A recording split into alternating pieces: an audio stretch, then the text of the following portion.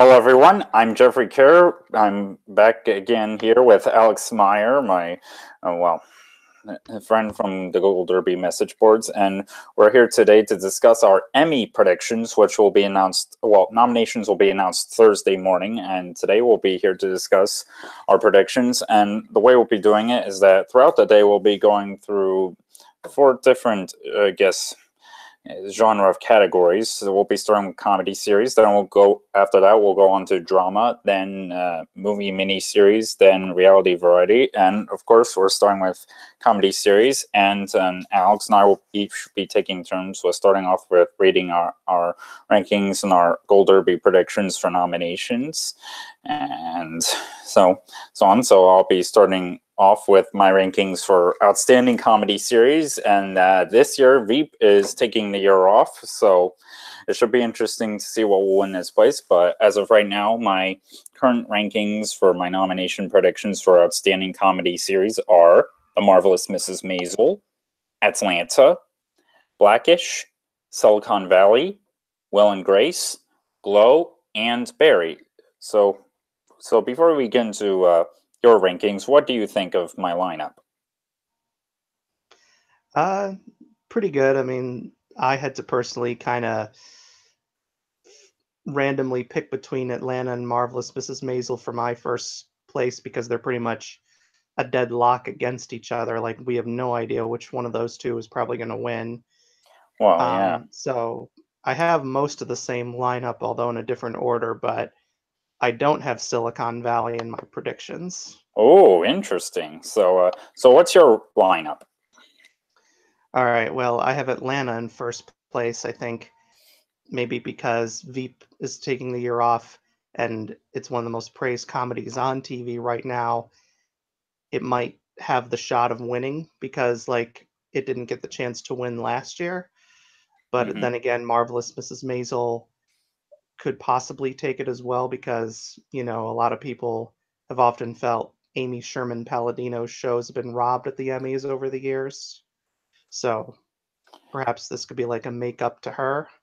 But I do have Marvelous Mrs. Maisel in second place, Blackish in third, Glow in fourth, Curb Your Enthusiasm in fifth, because whenever Your Enthusiasm is around, it always gets nominated in this category. Good point. And then I have Will and Grace in sixth and Barry in seventh.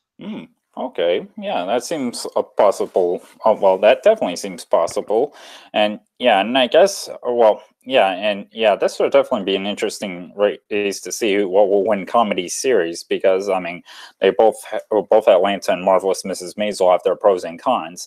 I mean, Atlanta, of course, has I guess the buzz that's been building since its first season. Though I mean, I haven't watched Atlanta, but from what I hear, it is a comedy series. It's not as like hysterical comedy. While Marvelous Mrs. Maisel, on the other hand, it is more of a dramedy.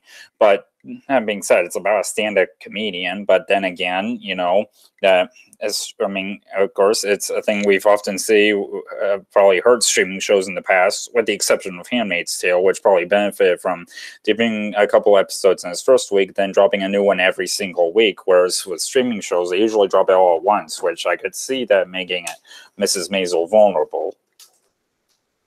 Mm-hmm. Well, I guess what could help Marvelous Mrs. Maisel is, I guess, the Me Too movement because it's about a woman trying to break into a very male-dominated profession. Yeah, especially as she splits from her husband. Mm-hmm. Yes, and not to mention, I've heard about its campaign, Emmy campaign, and in fact, I've heard Tom O'Neill talk about how, if you have such an energetic title or a title with an adjective in it, that helps you stand out. Like we saw The Great Beauty winning foreign language film at the Oscars, or Beautiful Mind winning Best Picture, or I'm sure there's other examples I just can't think of off the top of my head. But Atlanta also has a good chance of winning just because I think number one, the diversity factor could certainly help it. Very I true. think the last, I think the last comedy series with a mostly black cast that won was The Cosby Show in the '80s. Well, yeah, Cosby. back when Bill Cosby was obviously in his big prime. Mm, yeah. and also, of course, Donald Glover just being all-around megastar, not just as an actor, but as a musician as well.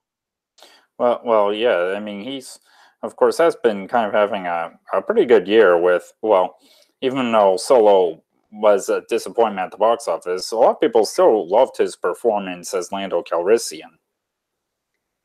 Not just that, but also the release of his new song "This Is America" Yeah. Well, yeah. under his stage name Childish Gambino. Oh well, yeah. He's proven to be quite a renaissance man. So, and As we've seen at the Emmys in the past, a lot of visibility certainly doesn't hurt you, such as when Melissa McCarthy won her Emmy for Mike and Molly the same year that Bridesmaids catapulted her into the mainstream. or how Kate McKinnon won 2 years ago for Saturday Night Live, the same year she had the all-female Ghostbusters movie. Mm-hmm. Yeah. So yeah, and I guess I could see a Silicon Valley possibly dropping the ball, or at least in the nomination. I mean, I could see it missing, and and yeah, I could see Curb Your Enthusiasm returning. Well, because after its indefinite hiatus, it's returned for a successful ninth season, and then again, I guess other possibilities here could be Modern Family. I mean, it's been nominated for every single previous season, despite audiences feeling that the show hasn't been as good as it used to. And Unbreakable Kimmy Schmidt has also been nominated in this category 3 times before, but then again, it's had to split its fourth and final season into 2 parts, so therefore, it might be too little too late for them. Mm-hmm.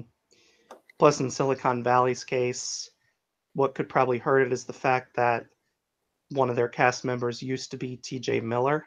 Mm-hmm. I mean, I know he technically left the show a year ago due to what was called creative differences Mm-hmm. between himself and the show's creator, and I don't know if that's the truth or if that's just code word for him just getting fired from the show. Mm. I mean, we don't know what we obviously don't know what really happened. I know he gave like some interviews and stuff, but I just think maybe the fact that he used to be on the show and the fact that he's now potentially facing prison time for making a false bomb threat could probably just make some Emmy voters go, nope. Hmm. I could always. Plus, I'm sorry. plus there, plus there were the accusations that were made against him by some women that he raped and assaulted some women when he was in college. Mm-hmm. Yeah, that's a good point. Yeah, and now are there any other dark horses you could possibly see sneaking in, or are the ones I've mentioned good enough? Mm, I mean, even though we haven't really seen it get many awards nominations beyond its leading ladies, maybe because it's a female-led show and if they want to see more shows about women get in, maybe Grace and Frankie could get a surprise nomination. But Mm. I don't know if we haven't really seen it get much support beyond Jane Fonda and Lily Tomlin because it's never gotten any like writing or directing nominations or anything like that. Then I don't know what its chances are. Probably slim to none. Yeah, that's a good point. So now on to outstanding lead actor in a comedy series, where we pretty much have a clear front runner. But in any case, Alex, why don't you read off your rankings and your predictions? Okay, so this is my first super bet, and I have Donald Glover for Atlanta in first place, Anthony Anderson for Blackish in second, William H. Macy for Shameless in third, Larry David for Curb Your Enthusiasm in fourth, Eric McCormick for Will and Grace in fifth, and Bill Hader for Barry in sixth. Okay, I have the same 6 nominees in different orders. Well, for now, I might just move them, well, move around some, but yeah, I agree. Again, as we were just talking about with Donald Glover, yeah, he's especially since Jeffrey Tambor has pretty much been banished from competing for Transparent ever again, though he apparently is still on the ballot for Arrested Development, but yeah. It seems Donald Glover has a great shot at winning this category for the second year in a row, and I actually have William H Macy in second, pretty much because he won the SAG comedy actor last 2 years, especially when it wasn't expected. But I mean, it may not mean much, but yeah, I have him in second, Anthony Anderson in third, and of course, probably well, and oh well, yeah, fourth and fifth place are the two returning after long hiatuses, like Eric McCormick. I have him in fourth place for Will and Grace. I mean, then again, it should be interesting to see how Emmy voters, or I guess, respond to these, because there's lots of returning shows, not just from last year, but also from more than last year, because there's a bunch of returning programs like Will and Grace and Curb Your Enthusiasm and Twin Peaks, which we'll talk about in the limited movie miniseries categories, and well, and I guess a certain other, which won't be as big of a contender thanks to the star controversy regarding its star, but yeah, and yeah, Eric McCormick fourth, Larry David fifth, and Bill Hader sixth. Okay. All right. So yeah, I don't really see who else can probably break in there, but do Well, you yeah, I'm sorry. do you have any possible surprises you think could sneak in or no? Oh, well, let's see. Zach Galifianakis did manage to make the cut last year for Baskets, so it probably wouldn't be too surprising if he repeated this year. But no, I don't have him getting in, and I have noticed there has been a lot of goodwill for Ted Danson for his performance on The Good Place, but I'm not sure if he could be able to break in this year. Hmm. All right, so now on to comedy actress. Okay, my current lineup are Rachel Brosnahan, the marvelous Mrs. Maisel. She has pretty much, she is the breakout star of that show, and again, she's playing a stand-up comedian, which I could see helping her. In second place, I have recent Oscar winner Allison Janney. I could see that her recent award success with I, Tonya possibly catapulting her, well, at least helping her here. Then I have Tracy Ellis Ross returning for Blackish, Alison Brie for Glow, Deborah Messing for Will and Grace, and Lily Tomlin for Grace and Frankie. All right, I have the same six ladies, although a slightly different lineup. I have Rachel Brosnahan in first place, but then I have Tracy Ellis Ross in second and Allison Janney in third. Hmm. Mainly because, I mean, I kind of debated with myself who would I put in second and third place, but I put Tracy Ellis Ross in second because Blackish generally gets more nominations than Mom every year, because Mom pretty much only gets nominated for Allison Janney, and that's it. I know last year it got a few technical nominations, but beyond Allison Janney, it's never gotten nominated in any of the other main categories. Well, yes, even though Janney has won for the first two seasons of Mom, and of course we should also keep in mind not only did the actors branch on nominations in the acting categories, but also for the winners. So if this were like the Oscars, where every single branch votes for the winners in the acting categories, then I probably wouldn't have her ranked as high as I have now. But I think Tracy Ellis Ross could potentially. I think she has a greater chance of upsetting Rachel Brosnahan, because I think from the last season of Blackish, she was given more. She was given a bigger range of stuff to do. Like they went through some comedic moments, but also some pretty dramatic moments as well. And I think also if voters want to see diversity in the category, this could be the chance, because I believe there's only ever been one black winner for lead actress in a comedy series, and that was Isabel Sanford for The Jeffersons. It's kind of similar to how Halle Berry is the only black woman to ever won the Oscar for Best Actress. Hmm. Yes, and Then, if I'm sorry. and then my final three are the same as yours. Mm-hmm. Yes, and I was about to say that if Donald Glover and Tracy Ellis Ross both win this year, would it be the first time that both lead acting and comedy series went to black people in the same year? I believe so, yes, because like I said, Isabel Sanford is the only black woman to win lead actress in a comedy series, and I'll have to go through the list of winners for lead actor, but I'm pretty sure I think I remember reading before Donald Glover won last year, the only other black winner for lead actor in a comedy series I think was Robert Guillaume for Benson. Yeah. Because some people might think Bill Cosby must have won for the Cosby Show, and in reality, I think I read somewhere he never submitted himself for consideration for the And nor Cosby will, Show. nor will he ever be submitted for anything again. Well, Bill Cosby did win 3 Emmys for lead actor in a drama, though, in the '60s for I Spy. Mm, yeah. So maybe he felt he'd already been rewarded enough by then. I don't know. Hmm. But yeah, I mean, there could be another winner, but at the tip of my tongue, I can't think of any other black winners for lead actor besides Guillaume and Glover. Hmm. Yeah, and as for other people who could sneak in, I could see, well, let's see, Pamela Adlon did manage to make the cut last year for Better Things.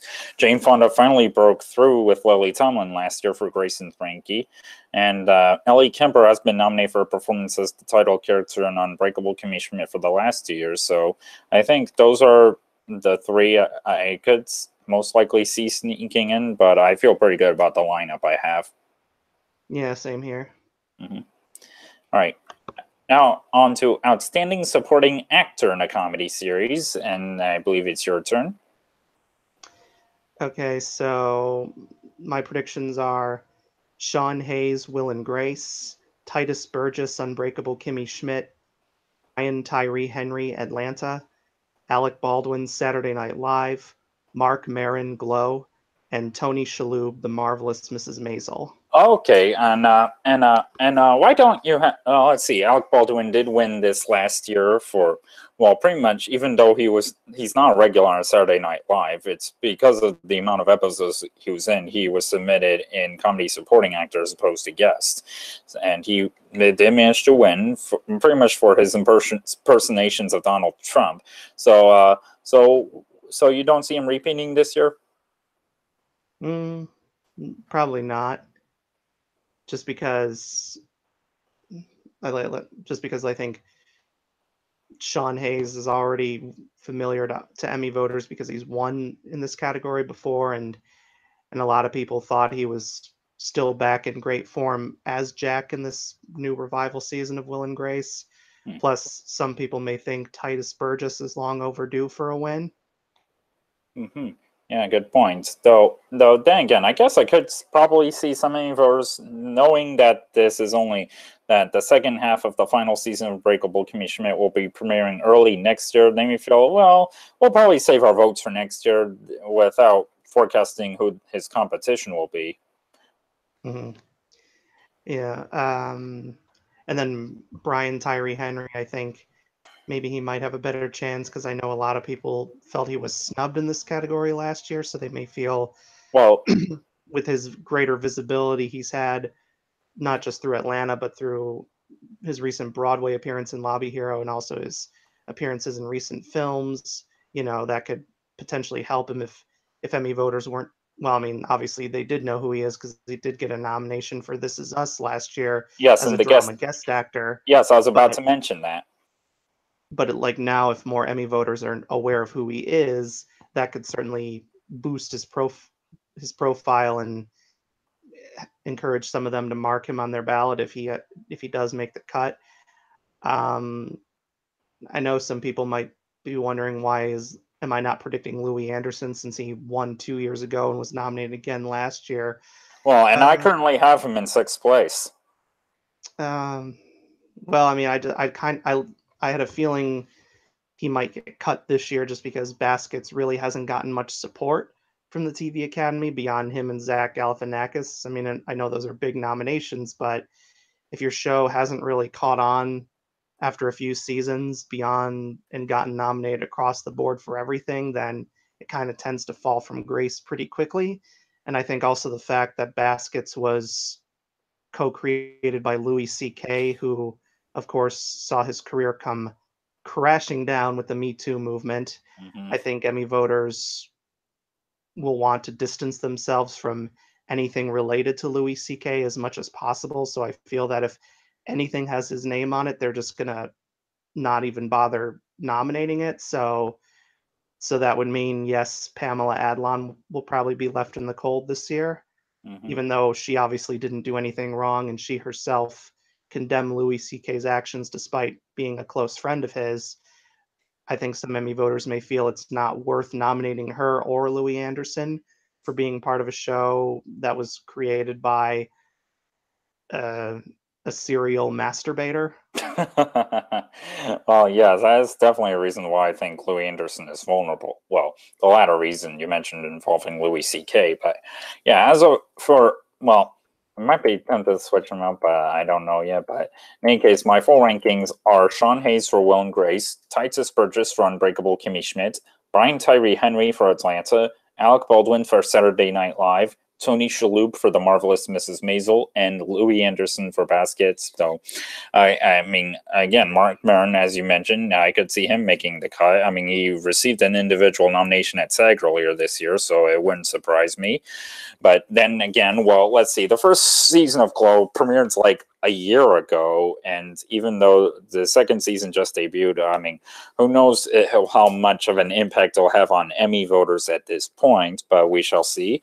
But then again, you also have Henry Winkler, who is a TV icon who has an acclaimed supporting role in Barry. Hmm. I mean, I could very well see that between maybe him and Tony Shalhoub, there's like such a close call in the voting that there's like 7 nominees instead of 6. Well, yes, although, well, yes, because they can expand the number if there's like a close race or a tie in the nominating process. Hmm. Yes, and well, I guess I have Tony Shalhoub ranked slightly higher. Let's see. I mean, he's probably having a great year, not only with Mrs. Maisel, but also his recent Tony win for the band's visits, which Emmy voting was. Well, it was interesting because this year's Tonys, well, aired probably around the same time Emmy ballots were being sent out. And of course, who can forget Rachel Brosnahan introducing their performance with saying, "Please welcome Katrina Lenk and my television daddy-o, Tony Shalhoub." Yeah. Well, I mean, it'll be interesting to see how many Emmy voters actually watch the Tonys, because the Tonys are always like one of the more lower rated award shows in terms of ratings. Yes. Although, then again, I mean, the no, the Tonys. Well, it's interesting because this year's Tonys wouldn't be eligible for the Emmys until next year because of the voting cycle. And Scott Feinberg tweeted that he noticed that last year's Tonys apparently were not submitted for the Emmys, pretty much because Kevin Spacey hosted, and the producers knew it wouldn't be a good idea for them to submit themselves. Hmm. Yeah. All right. So now I guess I'm a supporting actress. Yes. And oh yeah, it's my turn. Yes. So my current rankings I have are Kate McKinnon, Saturday Night Live, who's won this category the last 2 years. Megan Mullally for Will and Grace. Leslie Jones for Saturday Night Live. She managed to sneak in last year. Alex Bornstein for The Marvelous Mrs. Maisel, who I will say I finally got to watch the entire series of Marvelous Mrs. Maisel this past week, and she's definitely has a great she definitely gives a great performance on that. And fifth place is the one category, well, at least major category I see it getting, and that's Laurie Metcalf for Roseanne. Yeah, because even though the whole revival pretty much crashed and burned in the end thanks to Roseanne Barr's racist tweets. I mean, there I guess may still be some rallying. Plus they are at least planning to continue the series via spin-off called The Connors that will exclude Roseanne Barr completely. And like Shalhoub, Metcalf just won a Tony's second year in a row, which is astonishing for three tall women. Of course, Metcalf's also had a great year, not only with this and that, but also her recent awards turn in Lady Bird. And sixth place, even though she did not get in last year, like I believe a lot of us thought, I do have her. Yeah, well, I at least am well, we'll see if she does get in this year, but I do have her predicted, and that's EGOT legend Rita Moreno for One Day at a Time. Mm. Well, I actually don't have Laurie Metcalf predicted here or any Roseanne cast member, just because I think just the toxic aftertaste of Roseanne Barr's tweet, I think, is going to turn a lot of voters off from considering it anywhere.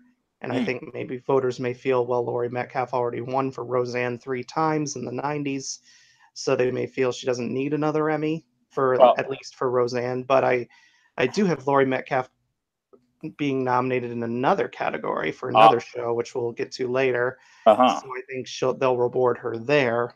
Or at least nominate her. Well, Then yeah. again, again, some of the speculation around Metcalf's consecutive Tony win. Well, I guess I may have been in sympathy from not only putting up with Roseanne, but I guess felt she deserved more during the major awards season for Lady Bird instead of just losing talents in Janny all season long.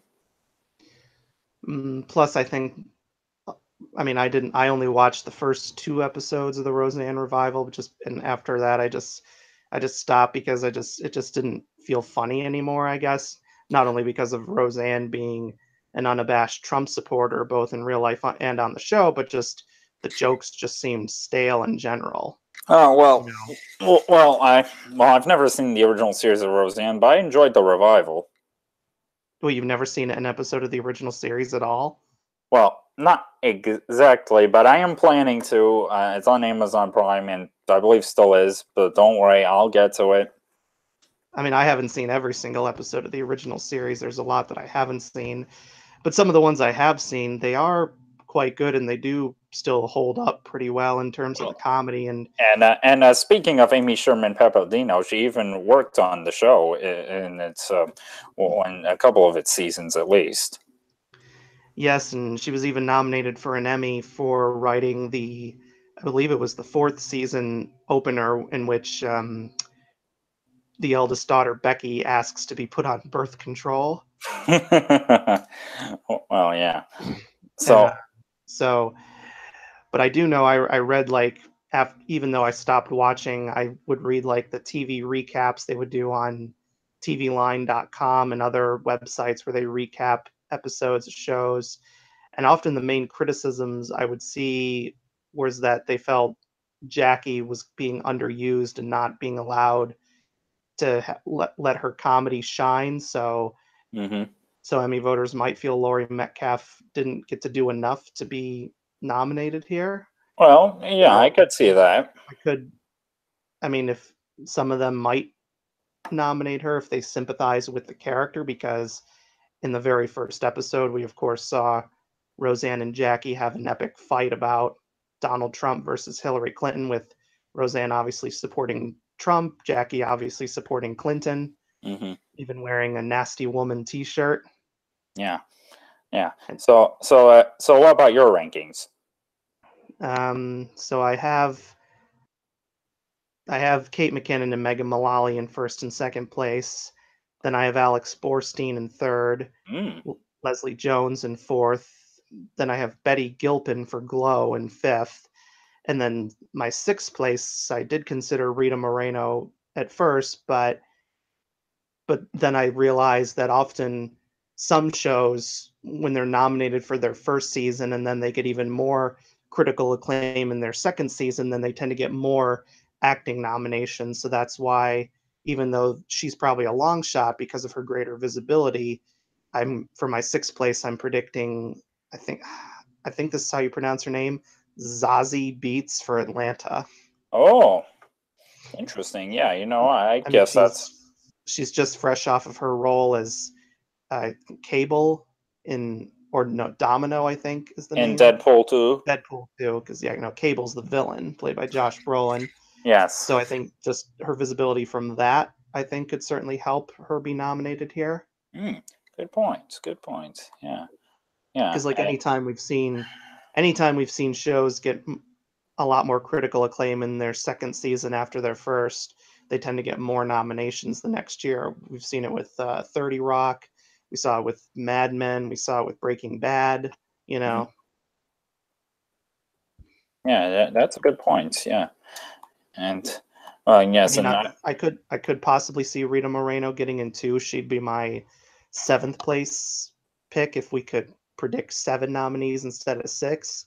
But well, since we have but since we haven't really seen One Day at a Time get recognized for anything yet, I think that can make it a little bit harder. hmm yeah, that's a good point. And well, yes, and I guess other possibilities. Well, it could be Betty Gilpin for Glow. I mean, if that show does well, at least with the acting branch, I could see her sneaking in. hmm Plus, I think Glow has a strong chance of doing well overall, just because it's another show about women breaking into a male-dominated profession. In this case, being wrestling in the 1980s, and hmm it's loosely based off a real life event too, because I believe there was like a real movement in the 80s called Glow, which stands for Gorgeous Ladies of Wrestling. And Interesting. and from what I'm aware on the show, they deal with things like sexual harassment and all the other things that women in male dominated industries sadly have to deal with. So, again, with the Me Too movement, if any female Emmy voters have gone through some similar things, I think they in particular will respond to the show. Hmm. Yeah, good point. And I guess now on to outstanding guest actor in a comedy series.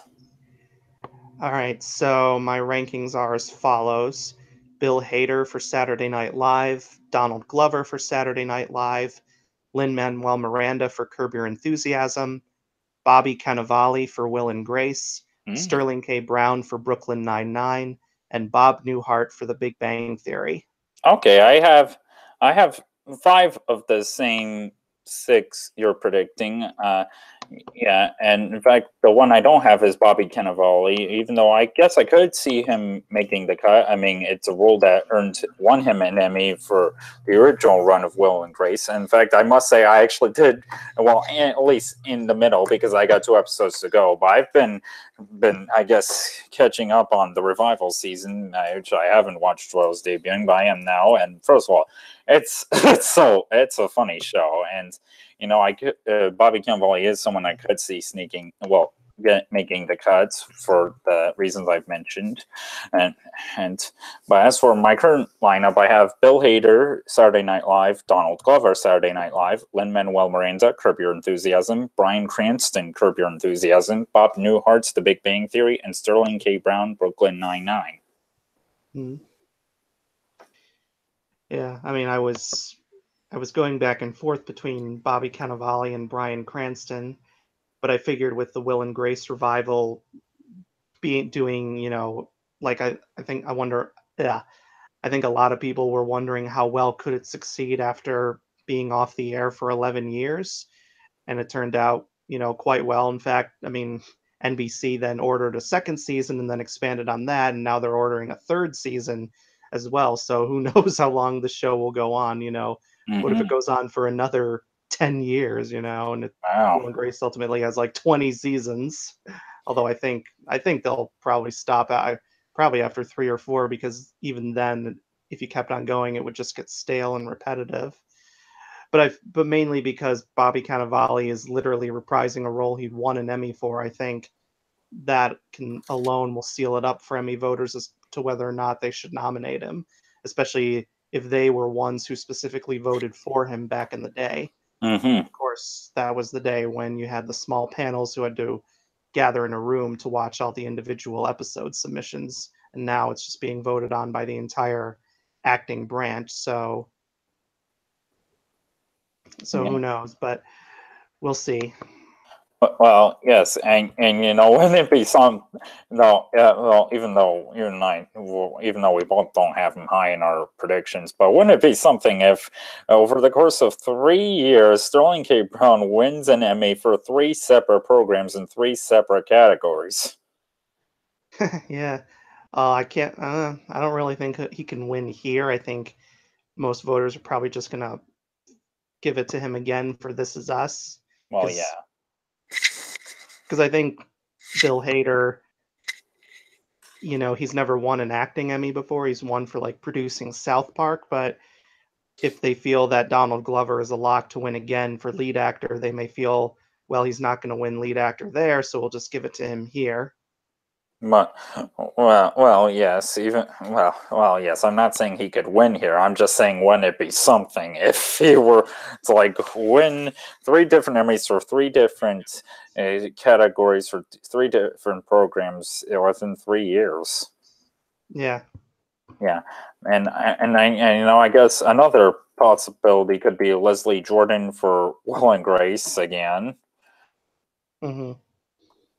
Yeah, so now on to outstanding guest actress in a comedy series. The current lineup I have are Tina Fey, Saturday Night Live; Tiffany Haddish, Saturday Night Live; Jane Lynch, The Marvelous Mrs. Maisel; Molly Shannon, Will and Grace; Wanda Sykes, Blackish; and Blythe Danner, Will and Grace.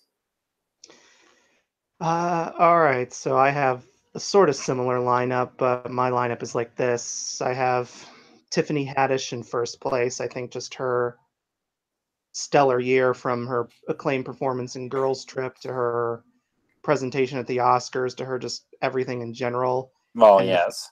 the fact that she was one of the most praised hosts of the past season, I think will help her uh, get the win here if she does make the cut. Then I have Tina Fey in second place.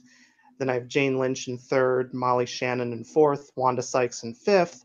But in sixth place, I actually have Laurie Metcalf for The Big Bang Theory. Well, she's has at least been nominated for that before, so I could see it happening again.